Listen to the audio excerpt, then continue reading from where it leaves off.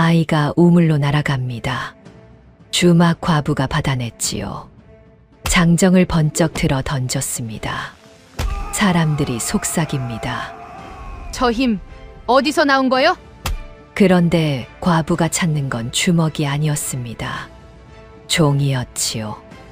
장부였습니다. 과연 무슨 일이 일어나고 있는 걸까요? 라디오 야담에 오신 여러분 환영합니다. 구독, 좋아요 감사합니다. 그럼 바로 시작합니다. 옛날 옛적 한 고을 장터 어귀의 상여가 지나가고 있었습니다. 어화, 어화, 어화차. 상여꾼들의 구슬픈 소리가 가을 하늘 아래 울려 퍼졌습니다. 상여 위에는 흰 천이 바람에 나풀거렸고 그 뒤를 따르는 상주 정서방의 얼굴엔 눈물 자국이 말을 새 없이 흘러내렸지요.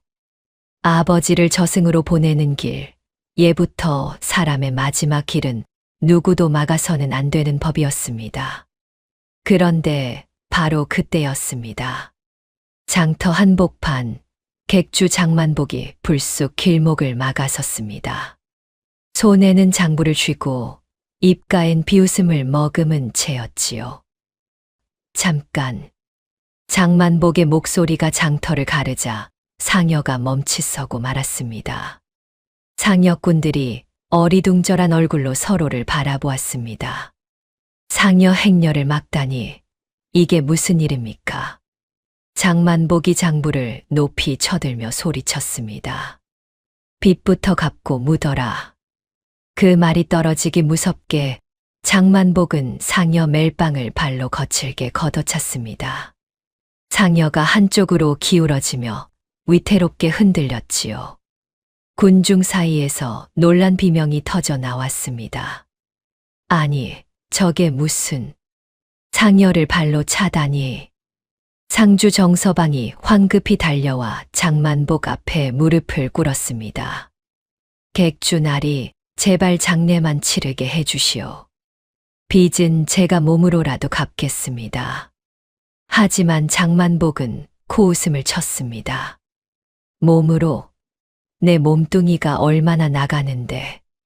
장만복은 상여 위를 덮은 흰 천을 거칠게 잡아당겼습니다. 천이 찢어질 듯 소리를 내며 돌아가신 분의 체면까지 짓밟히는 순간이었지요. 정서방의 눈에서 눈물이 주르륵 흘러내렸습니다. 장터에 모인 사람들이 술렁거렸습니다. 누군가는 분노로 주먹을 쥐었고 누군가는 두려움에 뒷걸음질 쳤습니다. 한 노인이 떨리는 목소리로 중얼거렸습니다. 죽은 자 길을 막으면 벌 받는다네. 바로 그때 주막 과부 단옥이 국밥 배달 바구니를 들고 그 앞을 지나가다 발을 멈췄습니다. 단옥은 아무 말 없이 상여 쪽으로 다가갔습니다. 사람들의 시선이 일제히 단옥에게로 쏠렸지요. 단옥은 기울어진 상여, 기둥을 어깨로 받쳤습니다. 상여가 다시 균형을 찾으며 바로 섰습니다. 단옥은 짧고 낮은 목소리로 말했습니다. 상여는 넘어지지 않습니다. 그러고는 상여꾼들에게 눈빛으로 신호를 보내며 덧붙였습니다. 다시 매시오. 장만복의 얼굴이 불그락 푸르락 변했습니다. 여편네가 감이 나서 장만복이 단옥을 밀치려 손을 뻗었습니다. 하지만 단옥은 손목을 잡지도 않았습니다. 그저 어깨를 살짝 움직여 장만복을 밀어냈을 뿐이었지요. 씨름의 기본처럼 힘이 아니라 중심을 흔든 것이었습니다. 장만복이 휘청거리며 뒤로 물러섰습니다. 군중 사이에서 낮은 웅성거림이 일었습니다. 체면이 구겨진 장만복이 이를 갈며 외쳤습니다. 관아에 고하겠다. 너 같은 것이 감히. 그 말이 끝나기도 전에 뒤편 그늘에서 관아 아전 최득성이 슬며시 모습을 드러냈습니다. 최득성은 장만복과 눈빛을 주고받더니 입가에 차가운 미소를 띄었지요. 단옥은 군중을 향해 또렷하게 말했습니다. 길은 열어야 합니다. 단옥이 한 발 비키자 상여꾼들이 다시 상여를 들어 올렸습니다. 상여 행렬이 천천히 움직이기 시작했습니다. 군중이 조용히 길을 열어주었고 상여는 무사히 장터를 빠져나갔습니다. 장만복은 그 뒷모습을 노려보며 주먹을 쥐었습니다. 그날 밤 단옥의 주막문을 누군가 급히 두드렸습니다. 주모님, 떨리는 목소리가 어둠을 뚫고 들려왔습니다. 장만복이 사람을 풀었습니다. 새벽이 채 밝기도 전 주막 밖에서 요란한 소리가 터져 나왔습니다. 나와라, 빚쟁이 새끼들. 장만복의 패거리들이 상주 집 대문을 발로 걷어찼습니다. 나무 대문이 쩍쩍 갈라지는 소리가 골목을 울렸지요. 안에서는 여자들의 비명과 아이 우는 소리가 뒤섞여 들려왔습니다. 단옥이 황급히 문을 열고 달려갔을 때 패거리 하나가 어린아이의 팔을 낚아채고 있었습니다. 정서방의 조카, 겨우 8살쯤 되어 보이는 아이였지요. 아이는 겁에 질려 울음조차 제대로 터뜨리지 못하고 있었습니다. 패거리가 아이를 번쩍 들어 올렸습니다. 빚 갚기 전엔 숨도 쉬지 마라. 그 말과 함께 아이의 작은 몸이 우물가 쪽으로 내던져졌습니다. 아이의 비명이 허공에 찢어졌지요. 단옥이 뛰었습니다. 바람보다 빠르게 몸을 날려 아이를 품으로 받아냈습니다. 단옥의 발이 땅을 디딜 때 쿵 하는 소리가 새벽 공기를 갈랐습니다. 아이는 단옥의 품에서 부들부들 떨었지요. 단옥의 손이 분노로 떨렸습니다. 손가락 끝까지 힘이 들어가 하얗게 질렸습니다. 하지만 단옥은 깊이 숨을 들이마셨습니다. 한 번, 두 번, 분노를 삼키고 침착함을 되찾았지요. 패거리 둘이 단옥을 향해 달려들었습니다. 앞놈이 주먹을 휘둘렀고 뒷놈은 몽둥이를 들고 있었지요. 단옥은 발로 마당에 깔린 멍석을 힘껏 끌어당겼습니다. 멍석이 물결치듯 일어나며 두 놈의 발목을 휘감았습니다. 둘이 균형을 잃고 앞으로 고꾸라졌지요. 먼저 넘어진 놈의 옷깃을 단옥이 움켜쥐었습니다. 씨름의 들배지기처럼 허리를 숙이고 어깨에 놈의 무게 중심을 실었습니다. 그러고는 몸을 비틀어 놈을 들어 올렸지요. 놈의 몸이 허공에서 한 바퀴 돌았습니다.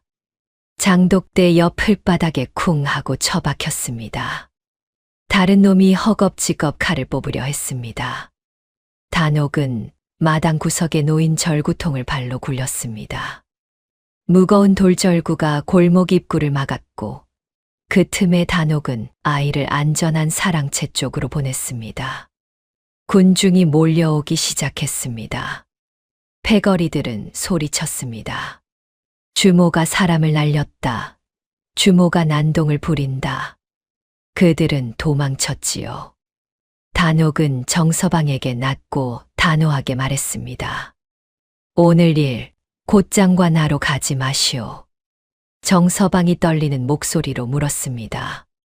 그럼 어디로 가란 말입니까?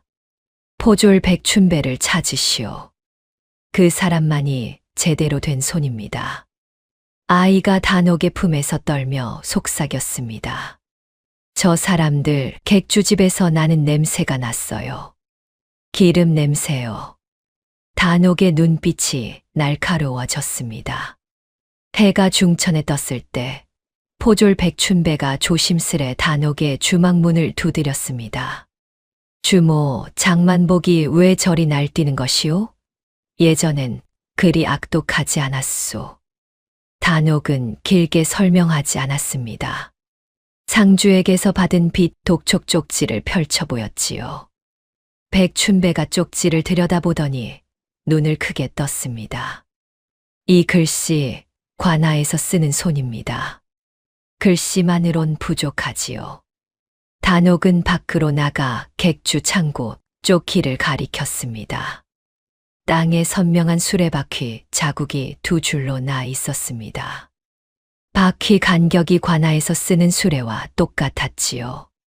수레가 관아 뒷문으로 들어갔습니다. 어젯밤 자정쯤이었지요. 그날 밤 누군가 주막 뒷문을 따려 했습니다. 단옥은 항아리 뚜껑을 살짝 열었습니다. 기름 냄새가 코를 찔렀지요. 침입자가 주막에 불을 지르려 기름을 가져온 것입니다. 단옥은 어둠 속에서 소리 없이 움직였습니다. 침입자가 기름을 쏟으려는 순간 단옥이 그림자처럼 다가가 발목을 걸었습니다. 침입자가 앞으로 고꾸라졌지요. 단옥은 씨름의 밧다리 걸기로 놈의 무릎을 꺾어 바닥에 눕혔습니다. 잡힌 자는 상주 집 앞에서 본 얼굴이었습니다. 떨리는 목소리로 말했습니다. 우리도 시킨 대로만 했소. 제발 살려주시오. 단옥은 밧줄을 느슨하게 묶었습니다. 일부러 도망칠 수 있게 만든 것이었지요. 과연 침입자는 밧줄을 풀고 달아났습니다. 백춘배가 숨을 헐떡이며 주막에 도착했을 때 물었습니다. 왜 놓쳤소? 잡았으면 자백을 받을 수 있었을 텐데. 단옥이 짧게 답했습니다. 줄을 타면 굵은 줄이 나옵니다. 단옥은 머릿속에 지도를 그렸습니다. 객주 창고에서 관아 뒷문까지의 거리, 수레가 지나간 자국, 그 사이를 오가는 사람들의 동선까지 말이지요. 정서방이 두려움 가득한 얼굴로 물었습니다. 우리가 뭘 더 해야 합니까? 저는 그저 아버지 장례나 제대로 치르고 싶을 뿐입니다. 울음 대신 손을 움직이시오. 장례 품삯 장부를 준비하시오. 누구에게 얼마를 주었는지 모두 적어두시오. 도망친 자가 산길을 달려 누군가를 만났습니다. 숨을 헐떡이며 외쳤습니다. 주모가 따라옵니다. 그 여인 보통이 아닙니다. 장만복이 관아로 상납을 가지러 갔습니다. 최득성 아전이 마중을 나왔지요. 둘은 아무도 없는 좁은 방에 마주 앉았습니다. 촛불 하나만이 그들의 얼굴을 비췄습니다. 장만복이 낮게 말했습니다. 상여가 눈에 거슬립니다. 주막 과부도 마찬가지고. 최득성이 고개를 끄덕이며 차를 한 모금 마셨습니다. 백성은 기록으로 누르면 조용해집니다. 장부를 고치면 되지요. 최득성이 빗장부를 꺼내 새로 작성하라 지시했습니다. 아전 하나가 먹을 갈기 시작했고 장부의 숫자가 바뀌기 시작했습니다. 10냥이 20냥으로 20냥이 30냥으로 불어났지요. 단옥은 관아 담장 밖에 서 있었습니다. 먹 냄새가 담장을 넘어왔습니다. 종이 타는 냄새도 희미하게 섞여 있었지요. 단옥은 알았습니다. 장부를 고치고 옛 장부를 태우고 있다는 것을 말입니다. 백춘배가 달려와 관아 안으로 들어가려 하자 단옥이 팔을 잡아 막았습니다. 지금 들어가면 죽습니다. 그럼 어쩐단 말이오. 증거가 사라지고 있소. 관아 뒷마당 우물가로 가시오. 서두르시오. 우물가에 종이 조각들이 버려져 있었습니다. 바람에 날려 흩어지기 전이었지요. 단옥이 그중 하나를 집어 물에 적셨습니다. 종이가 펴지며 도장 자국이 드러났습니다. 도장이 반쯤 두 겹으로 찍혀 있었지요. 한 번은 진짜 도장, 한 번은 베낀 도장이었습니다. 밤중에 최득성이 서류를 품에 안고 나왔습니다. 어디론가 숨기려는 것이 분명했지요. 단옥이 멀리서 돌멩이를 주었습니다. 힘껏 던져 담장 반대편에 떨어뜨렸습니다. 쾅 하는 소리에 놀란 포졸이 그쪽으로 달려갔습니다. 그 사이 단옥은 우물가를 더 뒤졌습니다. 같은 흔적이 있는 종이 조각을 3장 더 확보했지요. 백춘배가 종이 조각들을 보며 떨리는 목소리로 말했습니다. 이건 종이 조각일 뿐이요. 관아에서 인정하지 않으면 소용없소. 단옥이 백춘배 손에 조각들을 꼭 쥐어주며 말했습니다. 종이 조각이 목숨을 살립니다. 잘 간수하시오. 그날 밤 상혁군 봉칠이 단옥에게 다가왔습니다. 얼굴엔 친근한 미소를 띠고 있었지요. 주모, 제가 도울 일이 있으면 말씀하시오. 저도 상준의 편입니다. 목소리는 다정했지만 눈빛이 불안하게 흔들렸습니다. 봉칠이 돌아서며 혼잣말처럼 중얼거렸습니다. 어미 약간만 아니면 이런 짓 안 해도 되는데. 장만복이 장터 한복판에 나타났습니다. 정서방이 아버지를 위해 차린 제사상 앞에 버젓이 섰지요. 군중이 지켜보는 가운데 장만복이 발을 들어 올렸습니다. 제사상을 향해 내리찍었습니다. 그릇이 땅바닥에 나뒹굴었고 정갈하게 담긴 음식이 흙먼지와 뒤섞였습니다. 군중이 분노했지만 아무도 나서지 못했습니다. 장만복의 뒤에 관아가 있다는 것을 모두 알고 있었기 때문이었지요.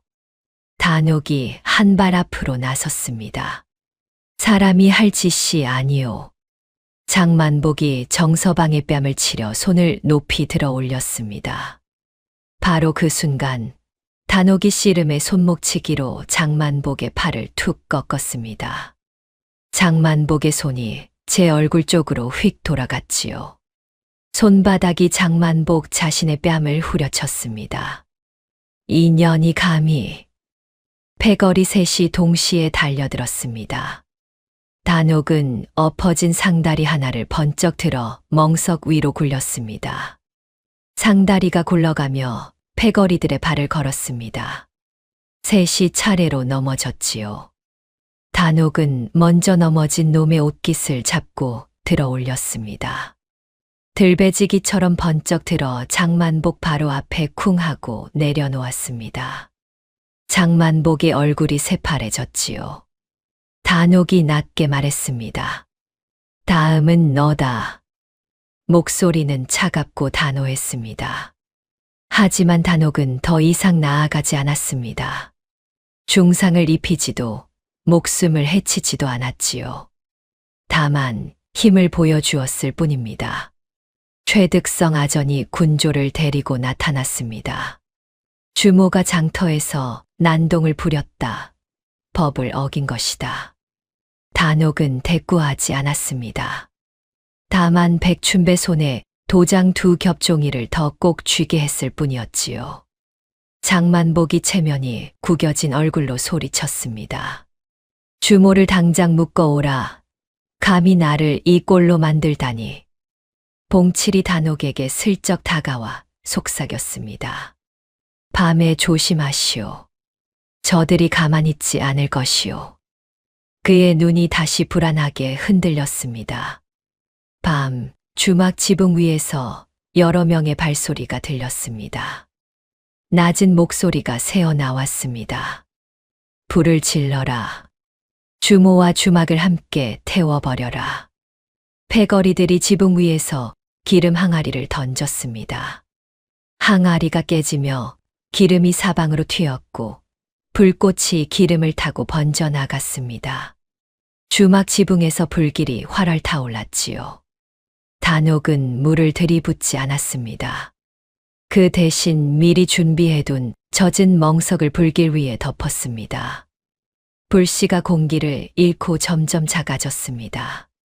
멍석으로 불길을 질식시킨 것이었지요. 한 놈이 뒤에서 몽둥이를 들고 덮쳤습니다. 단옥은 뒤를 보지도 않고 허리를 굽혔습니다. 씨름의 호미거리처럼 노의 허리를 팔로 걸었습니다. 그러고는 몸을 뒤로 젖히며 놈을 맺혀버렸지요. 놈의 몸이 반원을 그리며 땅바닥에 쿵 하고 떨어졌습니다. 기절했습니다. 불길 속에서 봉칠이 뛰어들었습니다. 제가 물 깃겠습니다. 주모, 물이 필요하시지요. 지나치게 열심이었습니다. 오히려 이상했지요. 단옥은 봉칠에게 다른 일을 시켰습니다. 물 말고 저 장작더미를 옮겨 불길이 번지지 않게 길을 끊어야 하오. 봉칠이 장작을 허겁지겁 옮겼습니다. 불길이 번질 길이 끊겼고 더 이상 불은 퍼지지 않았지요. 불을 모두 끈 뒤 단옥은 한 놈을 일부러 풀어주었습니다. 놈의 옷깃을 잡고 눈을 똑바로 보며 말했습니다. 장만복에게 전해라. 내일 장터에서 본다고. 정서방이 겁에 질린 얼굴로 떨리는 목소리로 물었습니다. 주모, 우리가 정말 이길 수 있습니까? 저들은 관아까지 손에 쥐고 있소. 단옥이 짧게 답했습니다. 이기는 건 힘이 아니라 기록입니다.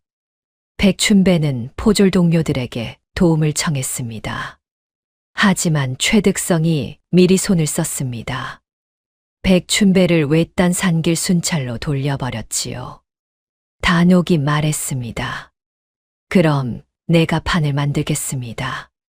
단옥의 눈이 객주 창고를 향했습니다. 거기에 모든 답이 있었습니다. 새벽 객주 창고에서 수레가 10대나 줄지어 움직이기 시작했습니다. 단옥이 장정 행세를 하고 창고 근처로 다가갔습니다. 낡은 삼배옷을 걸치고 머리에 수건을 둘렀지요. 곡식 포대에서 나는 냄새와 송진 냄새가 섞여 있었습니다. 새로 봉이 난 자국이 분명했지요. 관아 표식을 새로 찍었다는 뜻이었습니다. 수레꾼 하나가 다른 이에게 소리쳤습니다. 야, 관아 표식 포대는 따로 실어. 섞이면 우리가 죽어. 단옥은 그 말을 귓속에 새겼습니다. 포대의 위치, 수레에 실리는 순서, 어느 것이 먼저 나가는지를 모두 외웠지요. 창고 문지기 둘이 통행을 막았습니다. 여긴 아무나 못 들어간다. 썩 물러가라. 단옥은 대답 대신 마당에 깔린 멍석을 발로 힘껏 찼습니다. 멍석이 펄럭이며 흙먼지를 일으켰습니다. 시야가 순식간에 흐려졌지요. 단옥은 흙먼지 속에서 씨름의 안다리로 한 놈의 다리를 걸었습니다. 놈이 뒤로 넘어졌습니다. 다른 놈이 칼을 뽑으려 하자 단옥은 놈의 어깨를 밀어 기둥에 부딪히게 만들었습니다. 놈이 기둥에 어깨를 쿵 하고 부딪히며 칼을 놓쳤지요. 창고 안으로 들어갔습니다. 어둑한 창고 안에는 온갖 물건이 쌓여 있었습니다. 단옥은 장부 상자가 아니라 도장함을 찾았습니다. 도장함이 선반 높은 곳에 있었지요. 손을 뻗는 순간 경보용 방울 소리가 째랑째랑 울렸습니다. 단옥이 멈칫했습니다. 밖에서 발소리가 들려왔습니다. 단옥이 낮게 중얼거렸습니다. 지금은 아니다. 때를 기다려야지. 단옥은 온기를 되짚어 후퇴했습니다. 완벽할 수 없다는 것을 알았기 때문이었지요. 도만길에 봉칠이 불쑥 나타났습니다. 주모, 이쪽입니다. 이 길로 가면 안 들킵니다. 봉칠이 급하게 길을 안내했습니다. 단옥은 봉칠이 알려준 길로 갔습니다. 하지만 뒤를 돌아보며 발자국을 발로 쓸어 지우는 행동을 했지요. 봉칠을 완전히 믿지는 않았습니다. 봉칠이 객주 뒤편 어두운 곳에서 돈을 받았습니다. 은자 5냥이었지요. 내가 길을 열어줬다. 약속대로 돈을 주시오. 봉칠의 목소리는 떨렸지만 손은 돈을 꼭 움켜쥐었습니다. 어미 약값이 필요했던 것입니다. 상주집의 최득성 아전이 또다시 찾아왔습니다. 이번엔 새 장부를 손에 들고 있었지요. 관아, 도장이 선명하게 찍힌 새 장부였습니다. 빚이 2배로 늘었다. 이것이 관아의 정식 기록이니 이 일을 달지 마라. 상주 어머니가 그 말을 듣고 그 자리에서 쓰러졌습니다. 정서방이 어머니를 부축했지요. 군중이 분노했지만 관아문서 앞에서 감히 입을 열지 못했습니다. 단옥은 상주 집에서 옛 빈문서와 새 빈문서를 나란히 펼쳤습니다. 말로 길게 설명하지 않았습니다. 두 장을 정확히 겹쳐 들고 햇빛에 비췄지요. 빛이 종이를 뚫고 지나가자 도장 자국이 미세하게 어긋나 있는 것이 한눈에 보였습니다. 도장이 두 겹으로 찍혀 있었습니다. 단옥이 짧게 말했습니다. 도장이 두 번 찍혔습니다. 한 번은 진짜 도장, 한 번은 베낀 도장이지요. 백춘배가 헐레벌떡 달려왔지만 상주 집은 이미 압수 위기였습니다. 최득성이 관아 도장이 찍힌 압수 문서를 내밀고 있었지요. 증거가 더 필요하오. 이것만으론 최득성을 꺾을 수 없소. 백춘배의 목소리가 떨렸습니다. 단옥은 백춘배의 어깨를 잡으며 말했습니다. 도장함을 꺼내는 게 아니라 도장 찍는 손을 잡아야 합니다. 그래야 끝이 나지요. 단옥은 장만복이 반드시 장터에서 본보기를 세우려 할 것이라 익었습니다. 상여를 다시 맞고 군중 앞에서 위세를 떨칠 것이 분명했지요. 단옥은 정서방에게 말했습니다. 장례 행렬을 다시 내시오. 이번엔 끝까지 갈 것입니다. 봉칠이 단옥 앞에서 더 충성스러운 척했습니다. 주모, 제가 상여꾼들 모으겠습니다. 장례는 제대로 치러야지요. 봉칠의 목소리는 다정했지만 눈빛은 불안했습니다.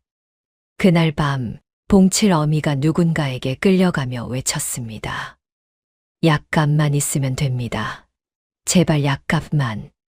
비명이 밤하늘에 메아리 쳤습니다. 봉칠이 객주에게서 받은 은자를 옷 속에 숨기다 상여꾼 하나에게 들키고 말았습니다. 상여꾼이 소리쳤고 얼마 지나지 않아 봉칠 어미가 약재상에 끌려갔다는 소문이 퍼졌지요. 어미가 끌려가며 지르는 비명을 단옥이 먼저 들었습니다. 새벽 공기를 가르는 날카로운 비명이었습니다. 단옥이 봉칠을 몰아붙이지 않았습니다. 조용히 다가가 물었습니다. 내 어미 어디로 끌려갔느냐? 봉칠이 무릎을 꿇고 울먹였습니다. 약재상 빚을 객주가 떠안았습니다. 이제 어미 목숨이 장만복 손에 달렸소. 단옥은 봉칠의 멱살을 잡지 않았습니다. 대신 선택을 주었습니다. 살고 싶으면 내가 들은 말을 사람들 앞에서 똑같이 말해라.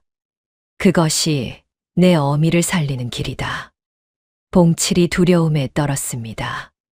하지만 단옥은 이미 약재상 창고 쪽으로 걸음을 옮기고 있었습니다. 봉칠이 황급히 뒤를 따랐지요. 약재상 앞에 패거리 셋이 지키고 서 있었습니다. 단옥이 마당 구석에 놓인 절구통을 발로 힘껏 굴렸습니다. 무거운 돌절구가 골목 입구를 막았습니다. 패거리들이 당황하는 사이 단옥은 앞에 선 놈의 다리를 안다리로 걸어 뒤집었습니다. 놈이 땅에 쿵 하고 넘어지며 기절했지요. 나머지 둘은 단옥의 눈빛을 보고 겁을 먹고 달아났습니다. 봉칠 어미가 창고 안에 묶여 있었습니다. 단옥이 밧줄을 풀어주자 어미가 아들을 끌어안고 울음을 터뜨렸습니다. 봉칠아, 미안하다. 어미가 병만 없었어도. 어미, 이제 괜찮습니다. 제가 지켜드릴게요. 단옥은 봉칠을 용서했지만 그냥 넘어가지 않았습니다. 내 입으로 갚아라. 그것이 사람의 도리다. 봉칠이 떨리는 목소리로 말했습니다. 객주가 내일 장터에서 상여를 또 멈춘다 했습니다. 이번엔 군졸까지 동원한다 했소. 단옥의 눈빛이 차갑게 가라앉았습니다. 다음 날 새벽 장터 입구에 포고문이 붙었습니다. 큰 글씨로 적혀 있었지요. 빚진 자, 장례 금지. 어기는 자 곤장 50대. 포고문 앞에 군중이 모여들었습니다. 얼어붙은 표정들이었지요. 누군가 떨리는 목소리로 중얼거렸습니다. 장례를 금지하다니, 이게 말이 되는 일이오? 죽은 자도 길을 가야 하는데. 입 조심하시오. 관아 명이라 하지 않소. 최득성이 관아 마당에 나와 큰 소리로 외쳤습니다. 국법이다. 빚을 갚지 못한 자는 장례도 치를 수 없다. 이것이 새로운 규정이니 모두 따르도록. 장만복은 뒤에서 팔짱을 끼고 비웃었습니다. 체면을 세우는 기분이 좋았던 것이지요. 군중이 분노했지만 감히 나서지 못했습니다. 단옥은 정서방의 집을 찾아갔습니다. 정서방이 절망에 빠진 얼굴로 말했습니다. 주모, 이제 끝입니다. 관아가 막으니 어찌하겠습니까? 단옥이 정서방의 어깨를 잡으며 말했습니다. 내일 상여를 다시 내시오. 하지만 관아도 사람이 움직입니다. 사람은 바뀔 수 있지요. 백춘배가 주막으로 찾아왔습니다. 얼굴에 근심이 가득했습니다. 주모, 관아가 막으면 우리로선 어쩔 수 없소. 나도 포졸이지만 최득성의 명을 거역할 순 없소. 단옥이 백춘배에게 차 한 잔을 따라주며 말했습니다. 관아도 결국 사람입니다. 사람의 마음은 진실 앞에서 흔들리지요. 봉칠이 조용히 관아 마당으로 잠입했습니다. 담장 너머로 몸을 숨기고 도장 찍는 장면을 지켜보았지요. 최득성이 직접 도장을 찍고 아전 하나가 먹을 말리고 또 다른 아전이 장부를 정리하는 모습을 눈에 새겼습니다. 단옥은 도장을 훔칠 생각이 없었습니다. 그 대신 도장 찍는 종이를 바꿔치기 할 계획을 세웠지요. 상여꾼들을 불러 모아 말했습니다. 내가 앞에서 막으면 너희는 뒤에서 기록을 챙겨라. 싸움이 아니라 증거가 우리를 살린다. 역할을 명확히 나눴습니다. 힘으로만 이길 수 없다는 것을 단옥은 잘 알고 있었습니다. 장만복이 장터 한복판에서 소리쳤습니다. 주모를 잡아오는 자에겐 빚을 탕감해 주겠다. 군중이 흔들리기 시작했습니다. 어떤 이는 욕심이 생겼고 어떤 이는 두려움에 떨었지요. 단옥은 한 노인을 앞으로 나오게 했습니다. 마을에서 가장 나이 많고 존경받는 노인이었습니다. 노인이 떨리는 목소리로 말했습니다. 상여는 예입니다. 예부터 죽은 자의 길을 막는 것은 하늘이 용서치 않는 일이었소. 노인의 말이 군중의 마음을 흔들었습니다. 사람들이 고개를 끄덕이기 시작했지요. 다음 날 해가 뜨자 상여가 다시 나왔습니다. 장터 입구에 군졸들이 일렬로 늘어서 있었습니다. 창을 들고 칼을 찬 채로 말이지요. 상여가 천천히 다가왔습니다. 단옥이 상여 앞에 섰습니다. 상여가 장터 한복판으로 천천히 들어섰습니다. 상여꾼들의 발걸음은 무거웠지만 흔들리지 않았지요. 군졸이 일렬로 늘어서 길을 막았습니다.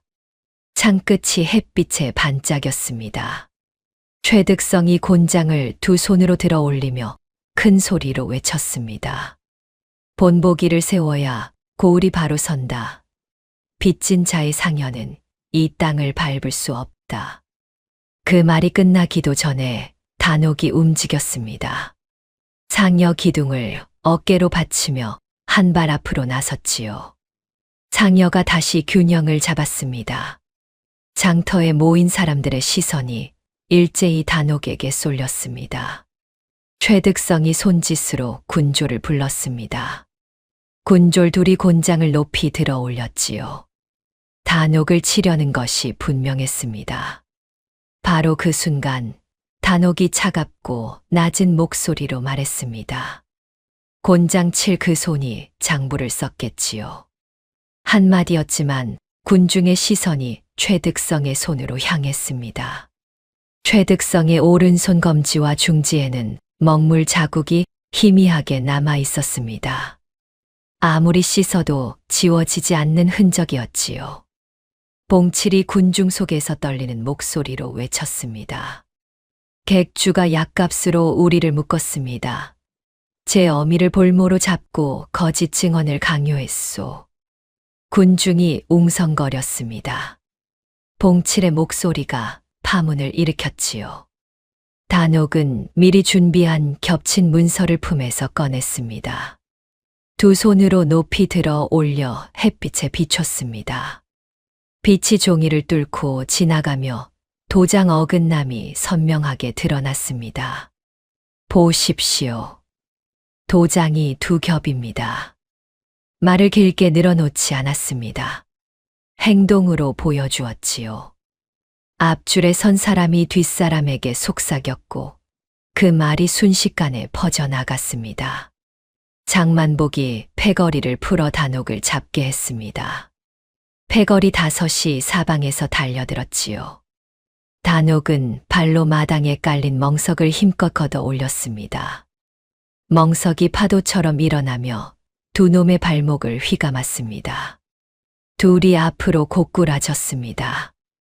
단옥은 씨름의 안다리로 앞놈의 다리를 걸었습니다. 놈이 뒤로 젖혀지며 땅에 쿵 하고 넘어졌지요.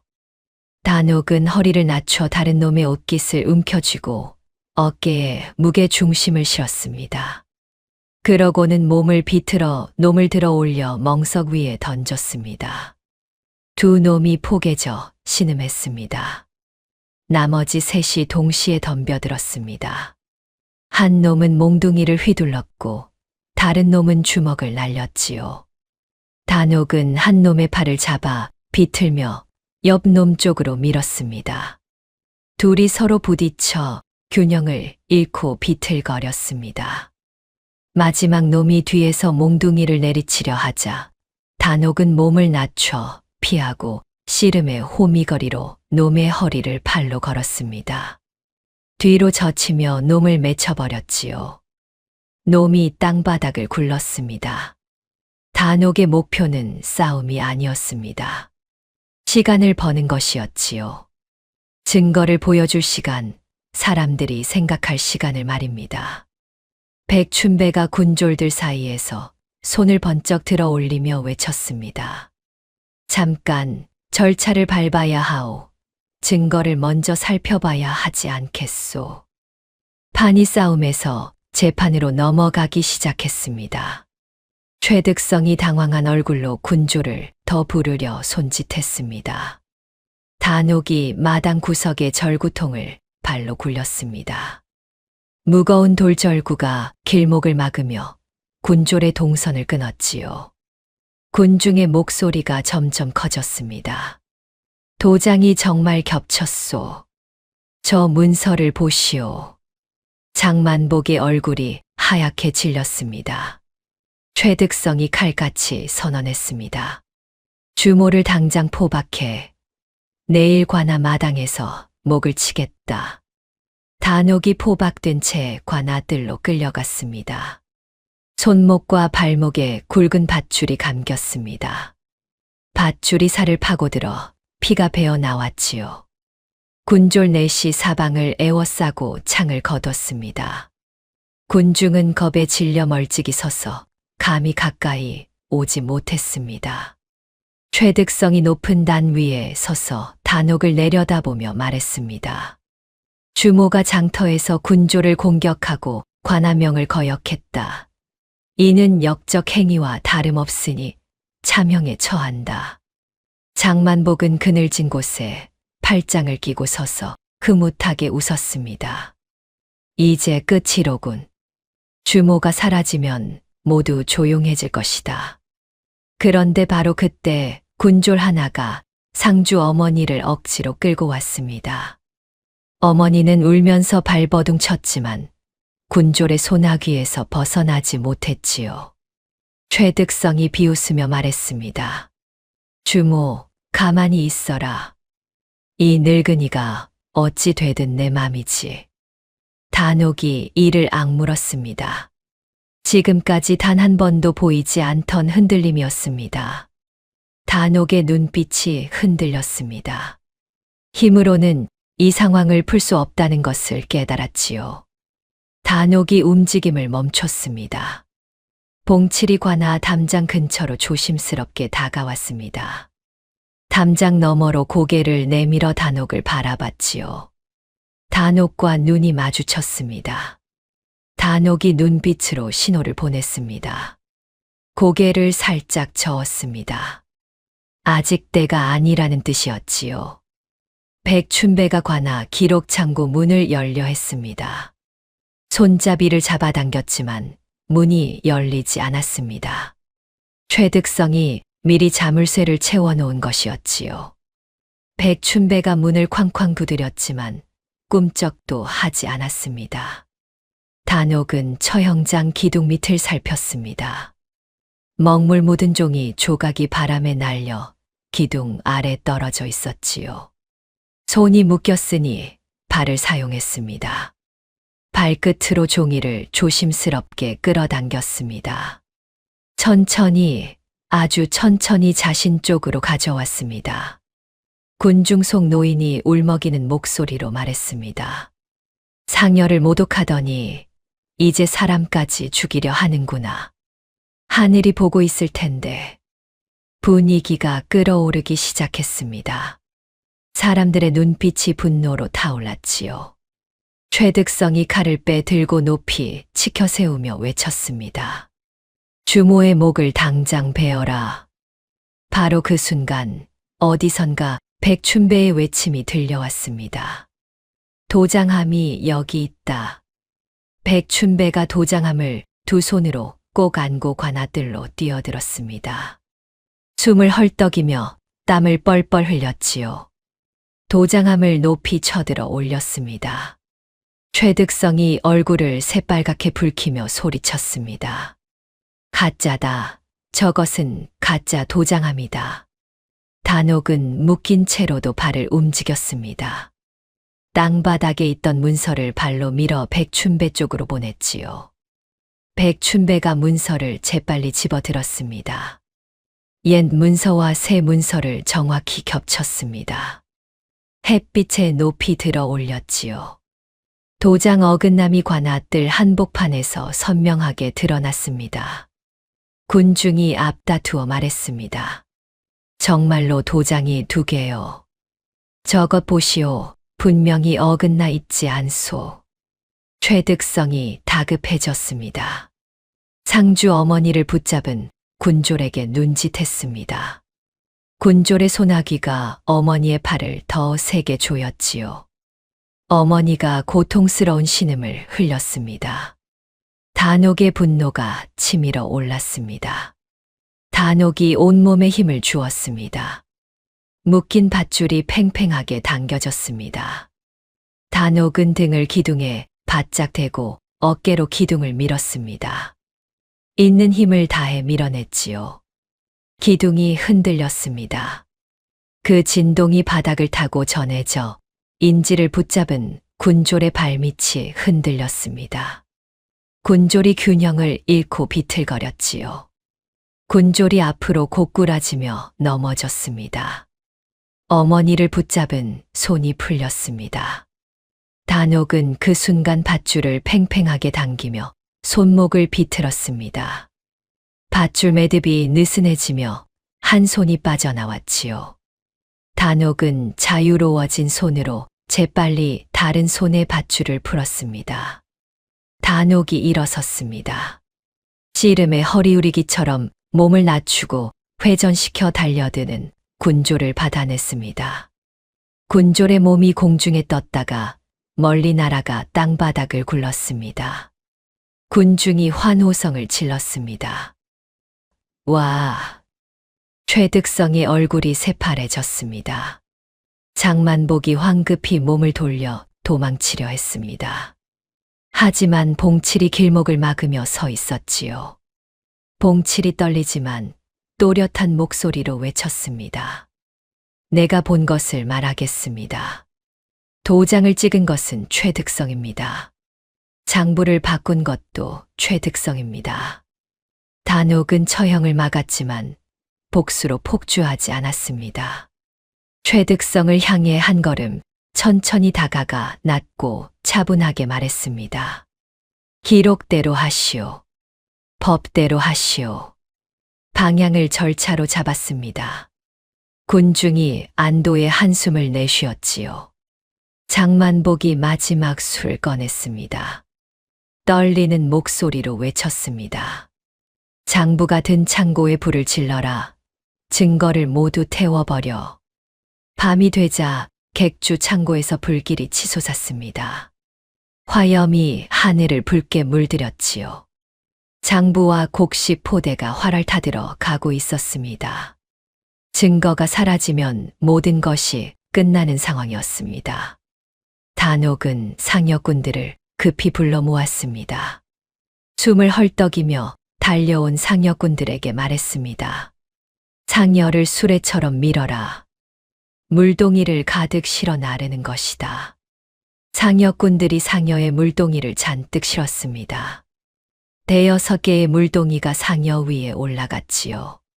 장례 도구가 화재, 진압 도구로 바뀐 것이었습니다. 상여꾼들이 상여를 밀고 창고로 달려갔습니다.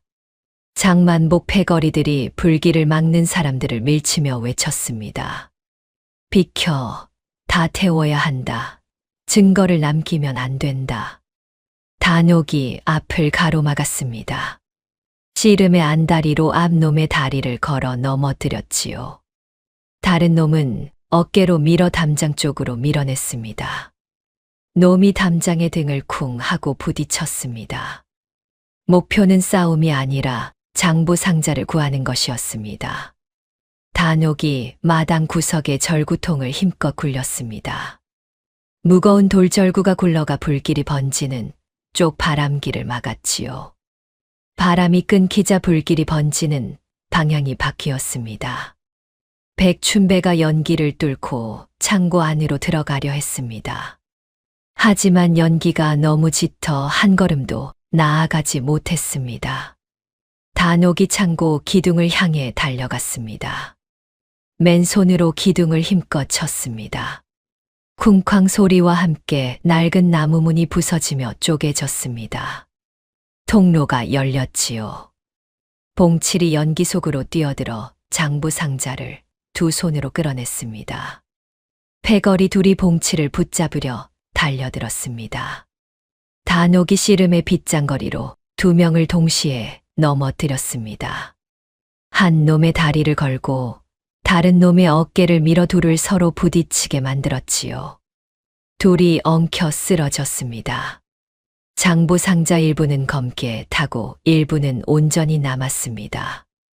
백춘배가 타다 남은 장부를 보며 말했습니다. 오히려 좋소.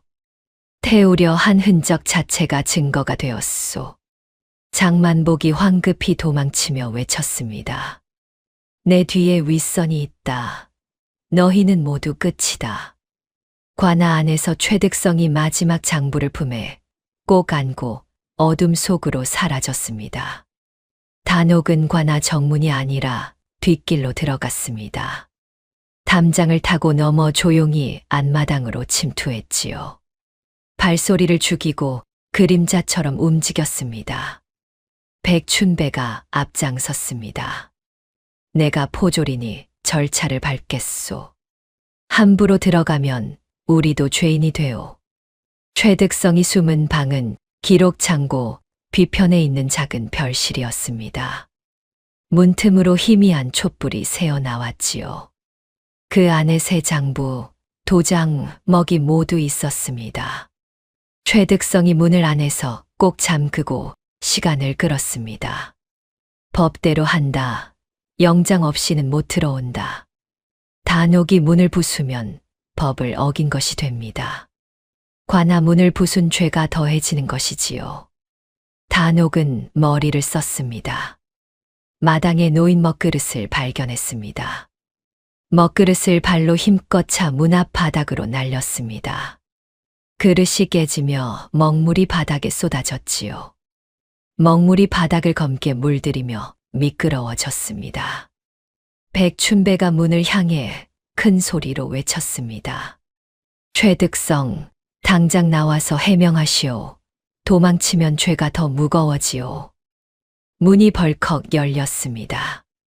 최득성이 장부를 품에 꼭 안고 황급히 달려 나왔지요. 도망칠 구멍을 찾으려는 것이었습니다. 하지만 먹물 묻은 바닥을 밟는 순간 발이 미끄러졌습니다. 최득성이 균형을 잃고 앞으로 넘어졌습니다. 품에 안은 장부가 공중으로 날아 사방으로 흩어졌습니다. 단옥이 재빨리 다가갔습니다. 씨름의 앞무릎치기로 최득성의 어깨를 무릎으로 눌렀습니다. 최득성이 일어나려 발버둥 쳤지만 단옥의 무릎이 어깨를 꼼짝 못하게 눌렀지요. 백춘배가 흩어진 장부를 하나씩 주워 모았습니다. 조심스럽게 봉인했습니다. 이것으로 증거는 충분하오. 최득성이 장만복을 팔기 시작했습니다. 떨리는 목소리로 외쳤습니다. 나는 시킨 대로 했을 뿐이오. 장만복이 돈을 주고 시켰소. 상납금도 모두 장만복에게서 받았소. 장만복과 관아의 결탁이 공식화되었습니다. 단옥은 최득성을 내려다보며 한마디만 차갑게 던졌습니다. 사람을 숫자로 죽였구나. 최득성의 얼굴이 흙빛으로 변했습니다. 입술이 파르르 떨렸지요. 멀리서 말발굽 소리가 들렸습니다. 장만복이 산길로 달아나고 있었습니다. 뒤에서 외치는 소리가 메아리 쳤습니다. 나를 잡으면 고을 전체가 뒤집힌다. 장만복이 산길을 따라 숨가쁘게 달렸습니다. 패거리 6을 급히 모아 마지막 방어선을 만들었지요. 나무 사이에 숨어 길목을 지켰습니다. 단옥이 뒤쫓아왔습니다. 장만복이 정서방을 인질로 잡았습니다. 칼을 목에 바짝 들이대며 소리쳤습니다. 한 발만 더 오면 이놈 목을 친다. 단옥이 발걸음을 멈췄습니다. 완벽하지 않은 순간이었지요. 봉칠이 숲속에서 나타나 앞으로 나섰습니다. 내가 미끼가 되겠습니다. 주모, 그 사이 인지를 구하시오. 봉칠이 일부러 장만복 앞으로 뛰어들며 큰 소리로 외쳤습니다. 도장함은 이미 관아에 있소. 장부도 모두 확보했소. 내 죄가 낱낱이 적혀 있소. 장만복이 분노로 얼굴이 새빨갛게 달아올랐습니다. 이성을 잃고 입이 풀리기 시작했지요. 도장은 내가 최득성에게 직접 건넸다. 아전이 직접 찍었고 상납금은 내가 모두 댔다. 내가 없으면 관아도 굴러가지 않았다. 스스로 죄를 낱낱이 실토했습니다. 그 사이 단옥은 조용히 뒤로 돌아 인질 쪽으로 다가갔습니다. 정서방을 묶은 밧줄을 살폈습니다. 씨름에서 익힌 손기술로 밧줄 매듭을 재빨리 풀었지요. 정서방이 빠져나왔습니다.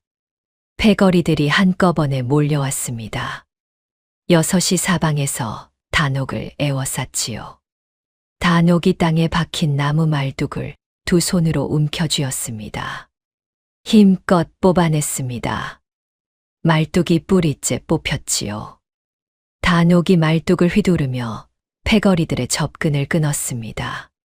하지만 사람을 향해 내리찍지는 않았습니다. 땅을 쳤습니다. 쿵쿵 소리와 함께 흙먼지가 피어올라 시야를 가렸습니다. 백춘배가 포졸 둘을 데리고 뒤따라왔습니다. 큰 소리로 외쳤습니다. 도망은 끝이요. 윗고을 감사가 이미 출발했소. 장만복이 절규하듯 울부짖었습니다. 내가 죽으면 장부의 비밀도 같이 죽는다. 관아에서 밤샘 국문이 시작되었습니다. 백춘배가 타다 남은 장부와 온전히 살아남은 장부를 큰 책상 위에 차례로 펼쳤습니다. 촛불 열어 개가 장부를 환하게 비췄지요. 단옥은 옆에 앉아 길게 설명하지 않았습니다. 손가락으로 번호를 짚었습니다. 이름을 가리켰습니다. 날짜를 확인했습니다. 하나씩 차근차근 짚어주었지요. 이 번호 2번 나왔습니다. 단옥이 장부 2곳을 동시에 가리켰습니다. 같은 번호가 다른 이름으로 적혀 있었지요. 이 이름 죽은 지 3년 된 사람입니다. 마을 사람들이 고개를 끄덕였습니다. 그 사람이 죽은 것을 모두 알고 있었습니다. 이 날짜 장례 치른 날보다 나중입니다.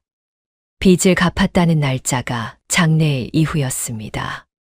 죽은 사람이 어떻게 빚을 갚을 수 있단 말입니까? 오디오로 들어도 쉽게 이해할 수 있는 방식이었습니다. 복잡한 논리가 아니라 단순한 사실을 하나씩 쌓아 올렸지요. 정서방이 장부에서 아버지 이름을 찾았습니다. 빚이 10냥에서 20냥으로 2배나 불어나 있었습니다. 정서방이 그 자리에서 무너져 흐느껴 울었지요. 아버님, 이런 억울함을 당하셨다니. 제가 몰라서 죄송합니다. 봉칠도 자신의 이름을 장부에서 찾았습니다. 어미 약값으로 진 빚 5냥이 10냥으로 적혀 있었지요. 나도 장부에 묶여 있었구나. 이 빚이 날 배신하게 만들었구나. 최득성이 여전히 우겼습니다. 떨리는 목소리로 외쳤습니다. 난 죄가 없소. 나는 그저 일을 한 것뿐이요. 위에서 시키는 대로 했을 뿐이요. 하지만 증거는 명확했습니다. 도장함에서 나온 도장, 겹쳐서 어긋난 문서, 타다 남은 장부 3가지가 모두 최득성을 똑바로 가리켰습니다. 백춘배가 포졸 동료들을 설득했습니다. 하나하나 눈을 마주치며 말했지요. 고을에 수치지만 윗고을에 보고해야 하오. 이대로 묻으면 우리 모두 죄인이 되오. 우리 자식들도 이런 고을에서 살게 하겠소. 포졸들이 고개를 끄덕였습니다. 결심이 섰지요. 장만복은 감옥 창사를 붙잡고 떠들었습니다. 돈만 주면 다 돼요. 내가 상납금을 얼마나 댔는데. 나를 풀어주면 2배로 주겠소. 하지만 군중 여론이 이미 완전히 뒤집혔습니다. 아무도 장만복 편에 서지 않았지요. 단옥은 상주 어머니에게 직접 약을 다려 주었습니다. 따뜻한 약을 2 손으로 받쳐 건네며 말했습니다. 장례는 끝까지 치르시오. 돌아가신 분이 평안히 가셔야 산 사람도 평안합니다. 어머니가 단옥의 손을 꼭 잡고 눈물을 흘렸습니다.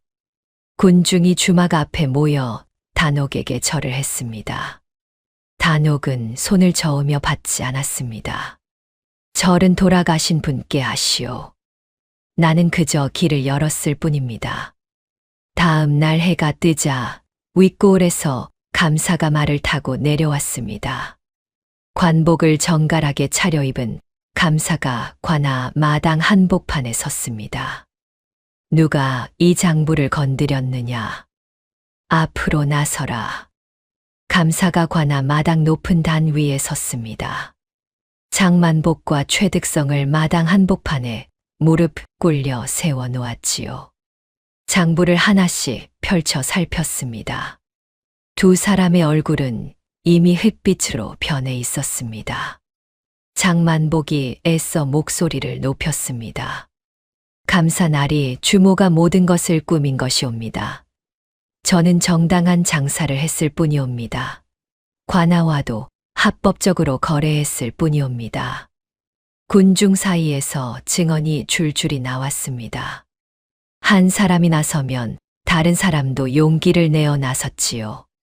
제 아버지 빚이 하루아침에 2배가 되었습니다. 저는 상여를 발로 차는 것을 똑똑히 보았습니다. 아이를 우물가에 던졌습니다. 제 눈으로 봤습니다. 단옥이 조용히 앞으로 나섰습니다. 말로 길게 논리를 펴지 않았습니다. 품에서 겹친 문서를 꺼내 다시 한번 높이 들어 올렸습니다. 햇빛에 비췄지요. 짧고 명확했습니다. 감사가 단옥에게서 문서를 건네받았습니다. 직접 2장을 정확히 겹쳐 햇빛에 비춰보았습니다. 도장이 어긋나 2겹으로 보이는 것이 누가 봐도 분명했습니다. 감사가 한마디만 했습니다. 도장이 어긋났구나. 그것으로 모든 것이 끝났습니다. 최득성이 황급히 도망치려 몸을 돌렸습니다. 백춘배가 재빠르게 달려가 최득성의 팔을 붙잡았지요. 최득성이 균형을 잃고 앞으로 넘어졌습니다. 넘어지며 입에서 말이 튀어나왔습니다. 상납금을 받았을 뿐이옵니다. 위에서 받으라 해서 받았을 뿐이옵니다. 스스로 죄를 인정한 것이었습니다. 장만복이 마지막 발악으로 군중을 향해 달려들었습니다. 군중을 밀쳤습니다. 군중 속 아이 하나가 균형을 잃고 넘어질 뻔했습니다. 전에 우물가에 던져졌던 바로 그 아이였지요. 단옥이 순식간에 몸을 날려 아이를 안아 보호했습니다. 아이가 단옥의 품에 안전하게 안겼습니다. 분노가 치밀어 올랐습니다. 단옥의 눈빛이 차갑게 식었습니다. 하지만 단옥은 바닥을 한번 쾅 디디는 것만으로 분노를 억눌렀습니다.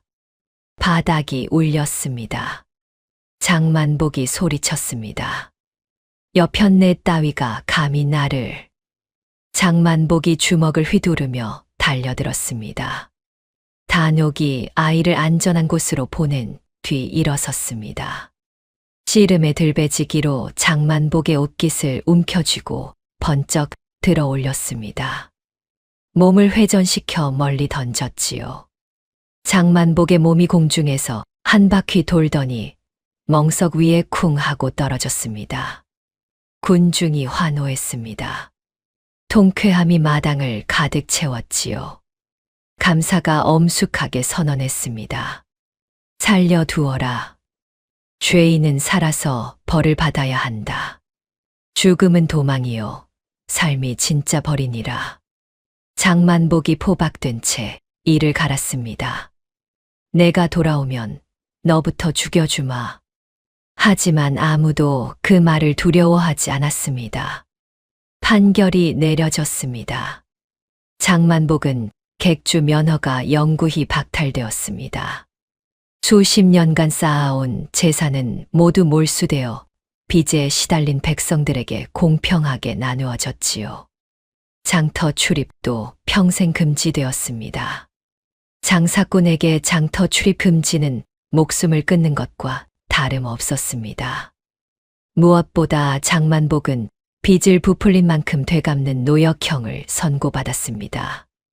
빚을 2배로 불렸다면 2배를 갚아야 했지요. 10사람의 빚을 불렸다면 10사람 몫을 갚아야 했습니다. 죽지는 않지만 평생 빚을 갚으며 살아야 하는 파멸이었습니다. 최득성은 관아 마당에서 곤장 80대를 맞았습니다. 매 한 대 한 대가 등에 내리꽂혔지요. 파직되었습니다. 유배형이 내려졌습니다. 관아의 체면이 완전히 땅에 떨어졌습니다. 백춘배는 공으로 승진 제안을 받았습니다. 하지만 고개를 저으며 거절했습니다. 전근을 택했지요. 이 고을엔 아직도 더럽혀진 손이 많습니다. 새로운 곳에서 다시 제대로 시작하고 싶습니다. 봉칠은 어미와 함께 다시 상여꾼 일을 시작했습니다. 속죄하는 마음으로 매일 정직하게 일했지요. 상여를 맬 때마다 단옥의 말을 떠올렸습니다. 정서방은 아버지 장례를 다시 제대로 치렀습니다. 이번에는 아무도 상여를 막지 않았습니다. 상여가 장터를 지날 때 사람들이 스스로 길을 넓게 열어주었습니다. 고개를 깊이 숙여 예를 표했지요. 상여 행렬이 지나가는 동안 장터가 조용해졌습니다. 단옥은 상여가 지나갈 때 주막문 앞에서 멀리 고개만 숙였습니다. 앞으로 나서지 않았습니다. 조용히 지켜볼 뿐이었지요. 장만복이 유백일 수레에 실려고을을 떠났습니다. 수레가 장터를 지나갈 때 장만복이 외쳤습니다. 주모, 주모. 단옥은 가까이 가지 않았습니다. 멀리서 딱 한마디만 차갑게 던졌습니다. 죽은 자 길을 막지 마라. 군중이 그 말을 따라 했습니다. 하나둘 목소리가 모여 큰 소리가 되었지요. 고을 분위기가 완전히 바뀌었습니다. 단옥 주막에는 다시 손님이 늘었습니다. 사람들은 밥을 먹으며 정직한 장부 이야기를 나눴습니다. 밤, 단옥이 주막 문을 잠그려는 순간이었습니다. 낯선 사내 하나가 어둠 속에서 조용히 다가와 낮게 속삭였습니다. 주모, 다른 고을도 장부가 썩었습니다. 도움이 필요합니다. 단옥의 눈빛이 잠시 흔들렸습니다. 단옥은 새벽에 국밥을 끓이고 있었습니다. 무쇠솥에서 김이 모락모락 피어올랐지요. 정서방의 조카, 그 어린아이가 주막 문을 살짝 열고 들어왔습니다. 아이가 물었습니다. 주모 아주머니, 힘은 왜 그렇게 세요? 단옥이 국자로 국밥을 정성스럽게 뜨며 답했습니다. 힘은 사람을 누르라고 있는 게 아니란다. 그럼 왜 있어요? 넘어진 상여를 다시 세우려고 있는 거지. 아이가 고개를 끄덕였습니다. 무슨 뜻인지 완전히 이해하지는 못했지만 마음으로 느꼈지요. 단옥이 김이 모락모락 나는 국밥 한 그릇을 아이 앞에 조심스럽게 놓았습니다.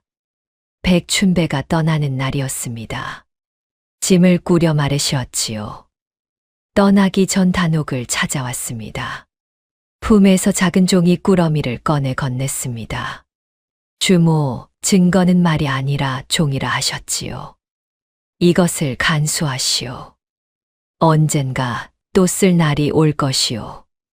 도장 두 겹으로 찍힌 종이었습니다. 단옥이 두 손으로 받아 깊이 고개를 숙였습니다. 봉칠이 주막 앞마당을 부지런히 쓸고 있었습니다. 빗자루질을 하며 말했습니다. 제가 이제 사람들 지키겠습니다. 주모님처럼은 못해도 제 몫은 하겠습니다. 단옥이 봉칠의 어깨를 가볍게 툭 쳤습니다. 그래, 그것으로 족하다. 단옥은 사내가 남긴 다른 고을 장부 이야기를 떠올렸습니다. 주막 문을 천천히 열었지요. 손님들이 하나둘 들어오기 시작했습니다. 한 손님이 장부 이야기를 꺼냈습니다. 단옥은 조용히 웃으며 따끈한 국밥을 내놓았습니다. 말없이 일하는 것이 단옥의 답이었지요. 해가 지고 손님들이 모두 떠났습니다. 단옥이 뒷방에 들어가 낡은 천을 꺼냈습니다. 삿바처럼 생긴 천이었지요. 씨름을 하던 시절의 흔적이었습니다. 단옥이 천을 손으로 쓰다듬으며 조용히 다짐했습니다. 창밖으로 장터를 바라보았습니다. 상여 하나가 천천히 지나가고 있었습니다. 이제는 아무도 막지 않았습니다. 길이 저절로 열렸습니다. 사람들이 고개 숙여 예를 표했지요. 단옥이 조용히 말했습니다. 사람 사는 세상은 예부터 지켜야 하는 법이지요. 다음 영상을 빠르게 만나보시려면 좋아요와 구독을 눌러주세요. 그럼 더 재미있는 영상으로 찾아뵙겠습니다. 모두 행복한 하루 보내세요.